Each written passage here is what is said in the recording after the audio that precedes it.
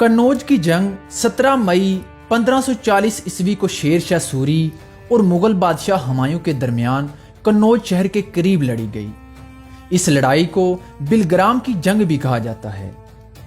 चौसा में हुमायूं ने शिकस्त खाने के बाद दोबारा अपनी फौज को मुनज़्ज़म करके अफगानों के सैलाब को रोकने की कोशिश की, मगर कन्नौज की जंग में हुमायूं को शेर शाह सूरी के हाथों इबरतनाक शिकस्त हुई। मुगलों को शिकस्त देकर हिंदुस्तान से शेर शाह सूरी ने मुगलिया सल्तनत का आने वाले चंद सालों तक के लिए खात्मा कर दिया था और सूरी सल्तनत की बुनियाद रखकर हिंदुस्तान की बादशाही का ताज अपने सर रख लिया।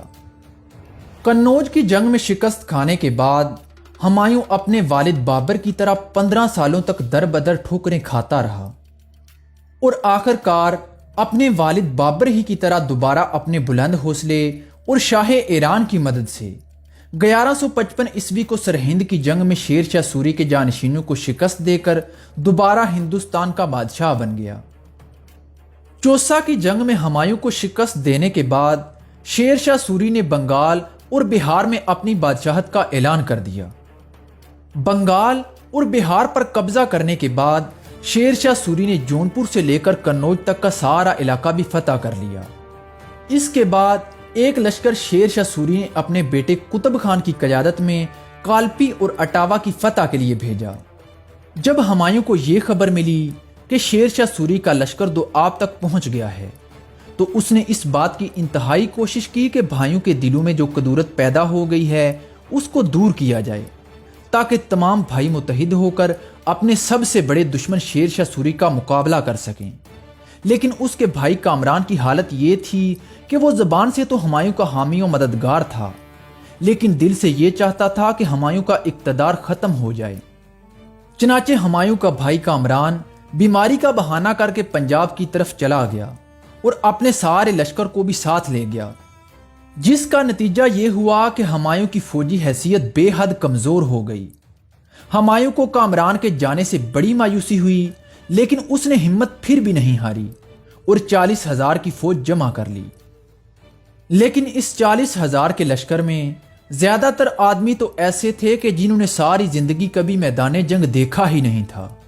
हुमायूं को चूंकि काबुल और कंधार से बहादुर और तरतीब याफ्ता सिपाही नहीं मिल सकते थे, इसलिए वो इन गैर तरतीब याफ्ता सिपाहियों के साथ मैदान जंग में उतरने पर मजबूर हो गया। हुमायूं ने सबसे पहले अपने मुंतखब लश्कर को शेर शाह सूरी के बेटे कुतुब खान की सरकोबी के लिए भेजा, जिसने कालपी और अटावा में हंगामा बर्पा कर रखा था। कालपी और अटावा की लड़ाई में मुगलों ने शेर शाह सूरी के बेटे कुतुब खान को शिकस्त दी। इस फतह के बाद हुमायूं को यह लगने लगा कि अब वो शेर शाह सूरी को शिकस्त दे सकता है। 1540 ईस्वी तक हुमायूं शेर शाह सूरी के मुकाबले के लिए तमाम तैयारियां मुकम्मल कर चुका था। बड़ी बड़ी दुश्वारियों और मुश्किलात के बावजूद भी हुमायूं ने शेर शाह सूरी से कहीं ज्यादा अजीमुशान लश्कर जमा कर लिया था। इसके तोप खाने की ताकत भी शेर शाह सूरी की निस्बत कहीं ज्यादा थी। उसने तजर्बाकार अफसर मुकर्रर किए और तमाम इंतजामात करने के बाद कन्नौज की तरफ पेशकदमी शुरू कर दी, जहां पर शेर शाह सूरी पहले से ही अपने लश्कर के साथ मौजूद था। दूसरी तरफ शेर शाह सूरी भी बड़ा मोहतात था और वो किसी सूरत में भी जंग की इब्तदा नहीं करना चाहता था। शेर शाह सूरी का ख्याल था कि जब तक उसका सालार खवास खान बंगाल से वापस न आ जाए, इस वक्त तक इसे हुमायूं से नहीं टकराना चाहिए, बल्कि हुमायूं की नकलो हरकत पर सिर्फ निगाह रखनी चाहिए। लेकिन जब हुमायूं अपने लश्कर के साथ शेर शाह सूरी के सामने पहुंचा तो शेर शाह सूरी ने पीछे हटना अपनी तौहीन समझा और जंग के लिए तैयार हो गया। लिहाजा भोजपुर के घाट पर दोनों लश्कर आमने सामने हुए। शेर शाह सूरी ने हुमायूं के आने से पहले ही अपने लश्कर को गंगा की दूसरी जानब कर लिया था। शेर शाह सूरी का मंसूबा यह था कि वो हुमायूं को इस वक्त तक दरियाए गंगा पार नहीं करने देगा जब तक उसकी वो फौज जो बंगाल में है वापस न आ जाए। ऐसा करने के लिए शेर शाह सूरी ने दरियाए गंगा पर दस्तयाब तमाम कश्तियों को पकड़ लिया और इनको गंगा के मशरकी किनारे पर जमा कर लिया। दरियाए गंगा में शेर शाह सूरी की कश्तियों का एक बेड़ा मतवातर दरिया में गश्त लगाता रहता और मगरबी किनारे पर मुकीम अफगान फौज से राब्ते में रहता। अब सूरत हाल ये थी कि दरियाए गंगा की एक जानब घाट पर हुमायूं अपने लश्कर के साथ मौजूद था, जबकि गंगा की दूसरी जानब इसी घाट पर शेर शाह सूरी अपने लश्कर के साथ पड़ाव किए हुए था। शेर शाह सूरी की ताकत का अंदाजा लगाने के लिए हुमायूं ने अपने लश्कर के एक हिस्से को रात की तारीकी में शेर शाह सूरी पर शब खून मारने का हुक्म दिया। हुमायूं के लश्कर का यह हिस्सा रात की तारीकी में ऊपर से जाकर दरियाए गंगा को अबूर कर गया। मुगलों ने रात की तारीकी में अफगानों पर शब खून मारा, लेकिन शेर शाह सूरी बड़ा ही मोहतात था। उसने इस शब खून को नाकाम बना दिया और बहुत सारे मुगल सिपाहियों को मौत के घाट उतार दिया। इस नाकाम हमले के बाद हुमायूं ने अपने मंसूबे को बदल दिया और अब इसके लश्कर पर शेर शाह सूरी का खौफ भी तारी था। लिहाजा हुमायूं ने अपनी फौज को कन्नौज की तरफ पेश कदमी करने का हुक्म दे दिया। दूसरी जानब जब शेर शाह सूरी ने देखा कि मुगल कन्नौज की तरफ आगे बढ़ रहे हैं, तो उसने भी अपने लश्कर को इनके साथ साथ दरियाए गंगा के दूसरे किनारे कन्नौज की तरफ पेश कदमी करने का हुक्म दे दिया। लिहाजा एक मर्तबा फिर कन्नौज के नज़दीक पहुंचकर दोनों फौजें एक दूसरे के आमने सामने आ गईं। हुमायूं के लश्कर के सामने दरियाए गंगा था और उनके पीछे कन्नौज का शहर था, जहां से उनको रसद और कमक भी मिल सकती थी। दूसरी तरफ शेर शाह सूरी के लश्कर के सामने दरियाए गंगा था और उनके पीछे बिलग्राम का शहर था। यानी हुमायूं अपने लश्कर के साथ दरियाए गंगा के मशरकी किनारे पर पड़ाव किए हुए था, जबकि शेर शाह सूरी अपने लश्कर के साथ दरियाए गंगा के मशरकी किनारे पर था। इस तरह दोनों लश्कर दरिया को बीच में रखते हुए एक माह तक पड़ाव किए रहे। ना तो हुमायूं दरिया पार करना चाहता था और ना ही शेर शाह सूरी दरिया पार करने के लिए तैयार था। दोनों फरीकैन में से कोई भी ये नहीं चाहता था कि जंग के दौरान दरिया उनकी पुश्त पर हो। लिहाजा दोनों इस बात के मुंतजिर थे कि पहले कौन दरिया पार करके लड़ाई की इब्तिदा करेगा। महीनों के लगातार इंतजार के बाद हुमायूं ने अब दरिया को पार करने की कोशिशें शुरू कर दी। वो चाहता था कि जंग की इब्तिदा करे और किसी नतीजे पर पहुंच जाए। दूसरी तरफ जब शेर शाह सूरी को यह इत्तला मिली कि उसका सालारे आला ख्वास खान अपने लश्कर को बंगाल से लेकर शेर शाह सूरी के करीब पहुंच चुका है, तो शेर शाह सूरी ने अपना एक कासद हुमायूं के पास भेजा। उस कासद ने हुमायूं के पास पहुंचकर शेर शाह सूरी का यह पैगाम दिया कि अगर तुम चाहते हो तो दरिया के इस तरफ आ जाओ और हम दरिया का रास्ता छोड़ देते हैं, और अगर तुम दरिया नहीं पार करना चाहते तो दरिया का रास्ता छोड़ दो, हम दरिया के उस तरफ आ जाते हैं। इसी कासद के जरिए हुमायूं ने शेर शाह सूरी को यह कहलवा भेजा कि शेर शाह सूरी घाट का रास्ता छोड़ दे, ताकि मुगल लश्कर दरिया पार करके उस तरफ आ सके। शेर शाह सूरी को हुमायूं की यह तजवीज़ बड़ी पसंद आई।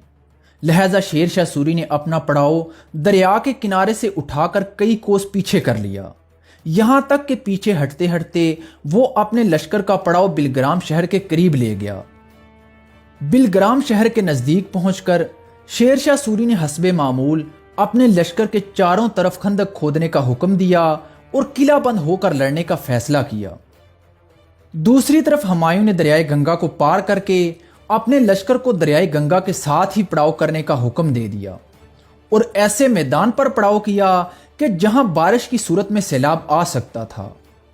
लेकिन हुमायूं यहां पड़ाव करने के बावजूद भी पूरा मुतमईन था, इसलिए कि बारिशों का मौसम अभी दूर था और दरियाए गंगा में सैलाना सैलाब आने का जल्द कोई अमकान नहीं था। तकरीबन एक महीने तक हुमायूं और शेर शाह सूरी के लश्कर एक दूसरे के सामने पड़ाव किए रहे और किसी जानब से भी जंग की इब्तिदा न हुई। इसी दौरान शेर शाह सूरी का वो लश्कर जो बंगाल में था, वो भी शेर शाह सूरी के साथ आकर मिल चुका था।